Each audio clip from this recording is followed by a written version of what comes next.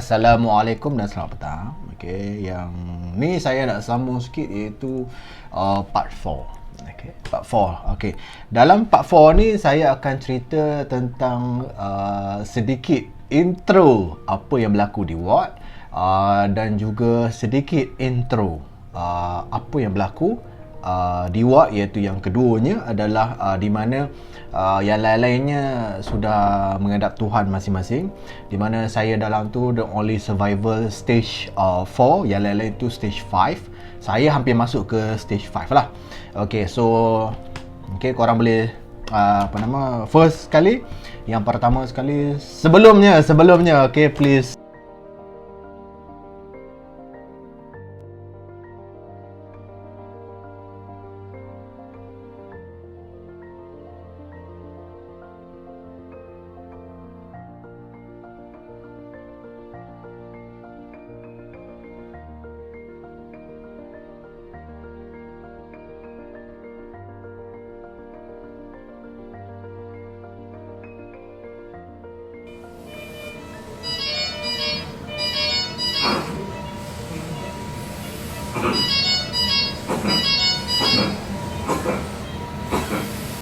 like, share and subscribe saya punya video. InsyaAllah saya akan teruskan berkongsi cerita-cerita dan juga nanti insyaAllah kalau ada masa dan rezeki, insyaAllah saya akan buat paranormal. Jangan risau, macam sebelum ni saya pernah buat paranormal. Kalau korang tulis dekat YouTube Syawal 2 paranormal memang banyak.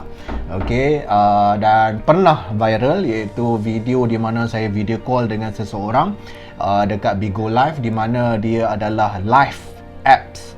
Di mana pada masa tu dalam video call tu ada masa tu saya cerita sikit siapa yang pernah tengok lah video viral tu. Korang nak dengar tak? Okay.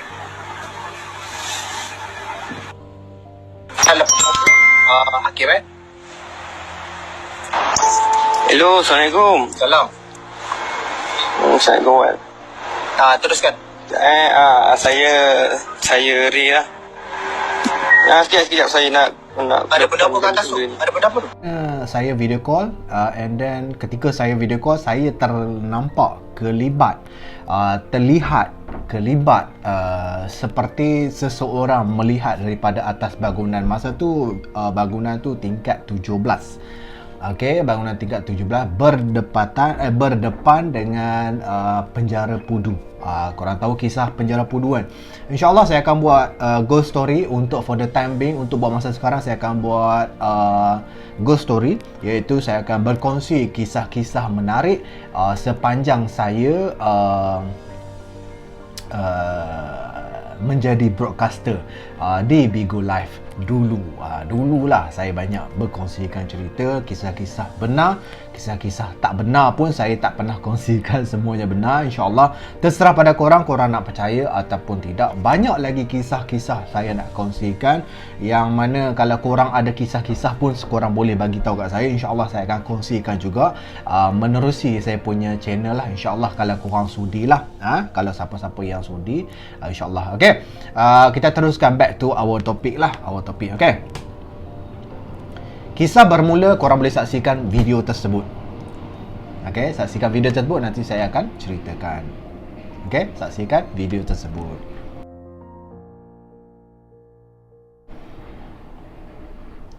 Okay, so dalam video tersebut, di mana saya pada keadaan waktu itu saya terkena spike. Masa tu saya masih lagi belum dapat ward. Saya masih lagi dekat emergency department, di bahagian emergency di bawah pantauan doktor, di mana setiap 1 jam saya akan divisit ataupun dilawat oleh staff nurse, dan mereka akan datang pantau dia kira macam ICU jugalah, dia macam ICU.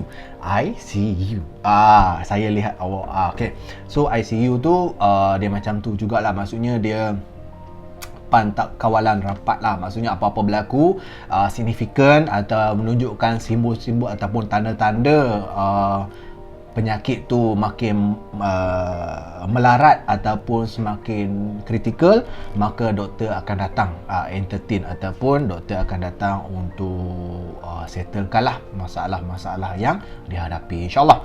Okay, so dekat sini saya cuba nak sampaikan, dekat sini masa kena spike itu bermaksud suhu badan melebihi 38 degree, lebih pada 38.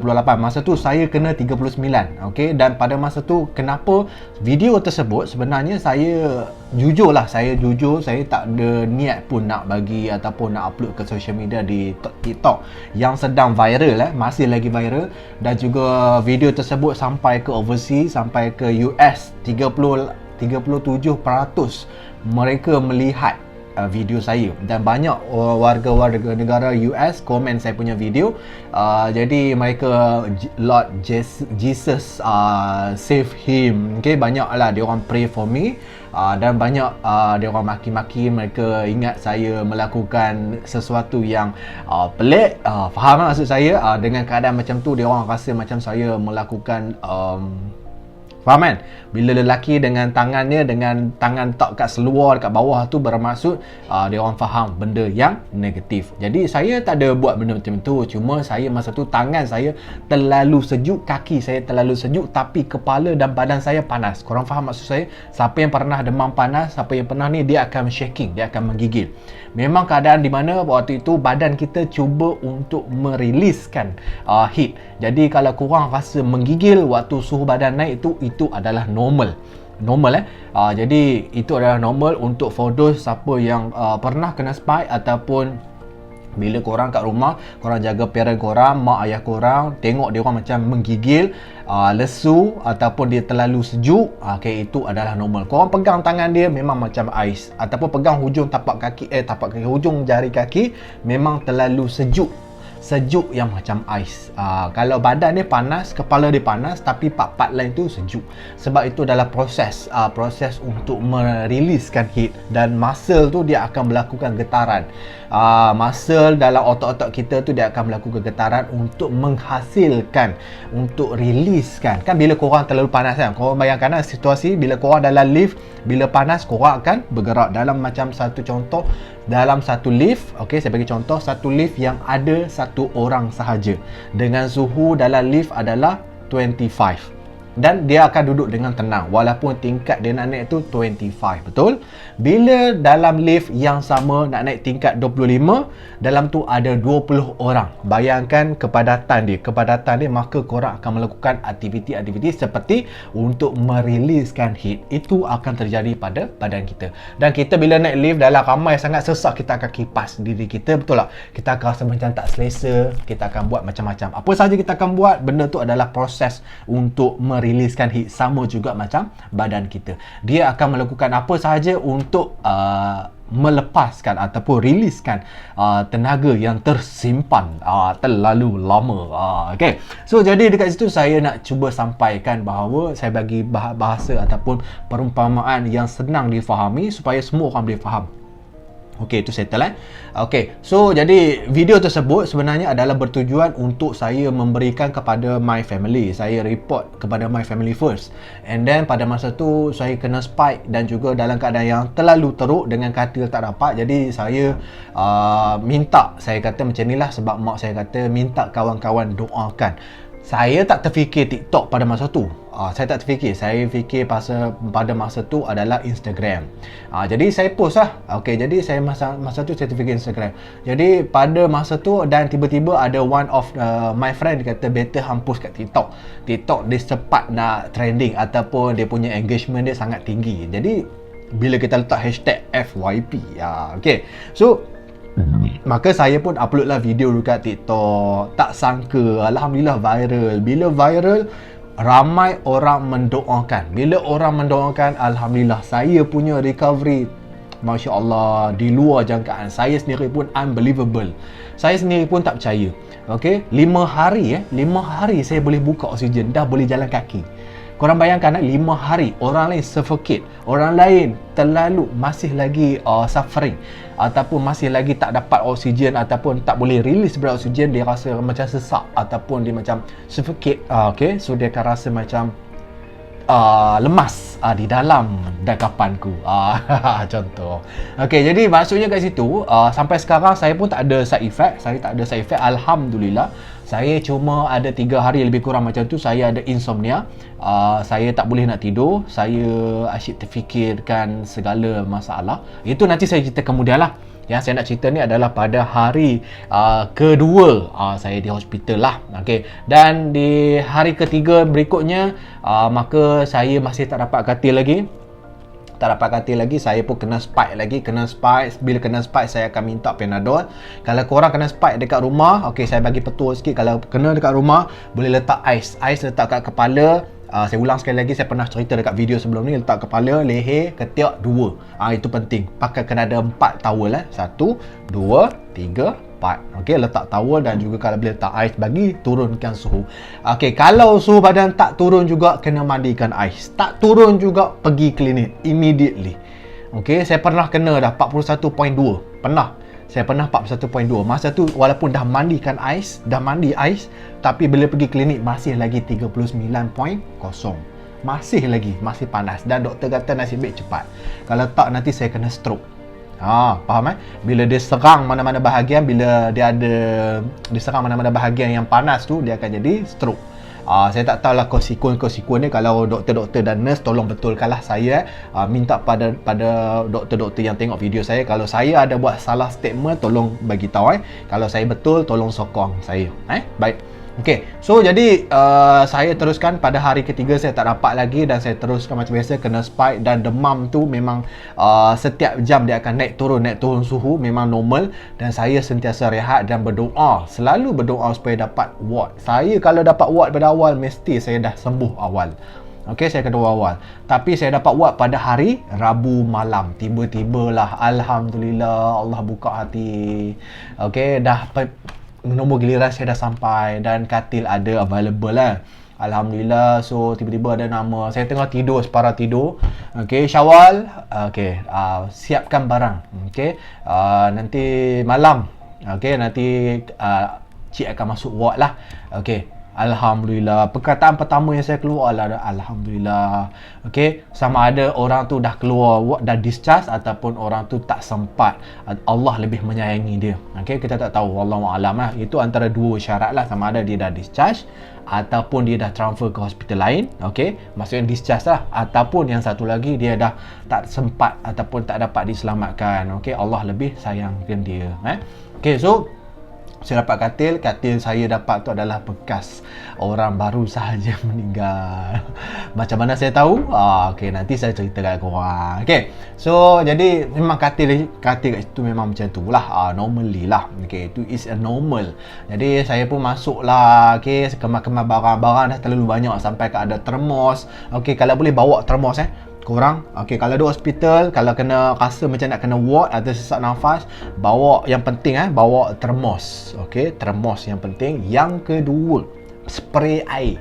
Spray air itu sangat penting. Spray air kena bawa untuk korang ambil wuduk. Saya tak ambil wuduk, saya tak pakai apa. Saya tak pergi toilet, saya akan spray. Okey, kita pakai face mask kan, kita pakai oksigen, bantu oksigen. So saya ambil wuduk setakat ni sahaja. Yang ni saya tak buka. Saya tak buka ni sebab saya tak boleh release lagi tak boleh buka saya rasa macam sesak nafas. Okey, so kalau tak boleh pakai ambil wuduk, mana yang boleh sahaja, area yang boleh sahaja, apa yang saya faham lah. Kalau ustaz-ustaz tolong betulkan saya, sebab saya nak buka benda ni tak nak lepas kejap, tak boleh. Masa tu lah masa kritikal. Selepas hari kelima saya dah boleh buka. So saya ambil wuduk penuh lah muka. So spray tangan, okey, muka, rambut dan juga kaki, ambil bahagian-bahagian yang penting. Boleh?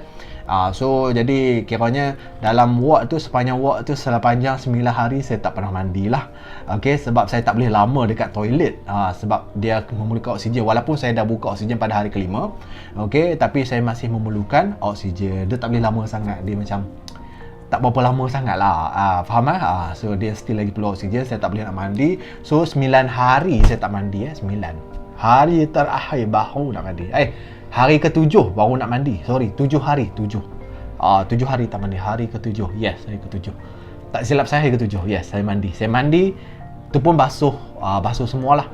Basuh bahagian atas sahaja, bahagian bawah tak basuh lagi. Okay, so itu saya nak cerita untuk malam ni. Okay, nantikan untuk masuk ward nanti saya akan kongsikan korang.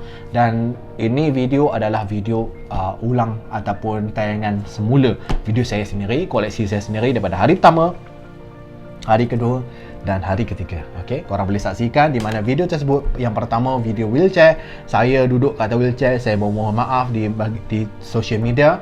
Yang kedua adalah video saya kena spike temperature lebih pada 39.7 pada masa tu, saya menggigil. Dan video ketiga adalah video saya dekat ward juga, saya tidur atas kerusi, saya kena spike atas kerusi tu, saya kena spike, menggigil juga. Okey, saya kena spike. Okey, so saksikan video saya insya-Allah. Okey, kita tunggu part 5 iaitu di dalam ward. Kenapa part 5? Sebab 5 orang tak boleh nak survive, saya seorang saja yang survive. Saya save untuk part 5. Okey, nantikan untuk part 5. Assalamualaikum warahmatullahi wabarakatuh. Pada pukul 4 petang esok. Okey, esok. Dan malam esok insya-Allah saya akan buat ghost story. Okey, saya akan cerita sikit kisah-kisah misteri, kisah seram. Kisah seram saya akan kongsikan, mana yang tak berani tak payah masuk. Okey, kisah seram, kisah misteri. Okey, ghost story. Saya namakan channel saya Ghost Story. Okey, Assalamualaikum warahmatullahi wabarakatuh. Please like, share and subscribe. Bagi tak kawan-kawan. Sebab benda ni saya akan kongsikan lagi macam mana nak menggunakan insentif spirometer.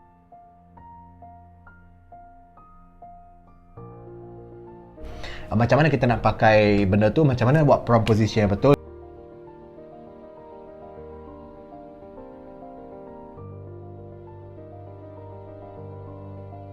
Video-video ni saya dah buat dah. Saya akan repost balik. Okey, itu saja. Assalamualaikum warahmatullahi wabarakatuh. Part 5.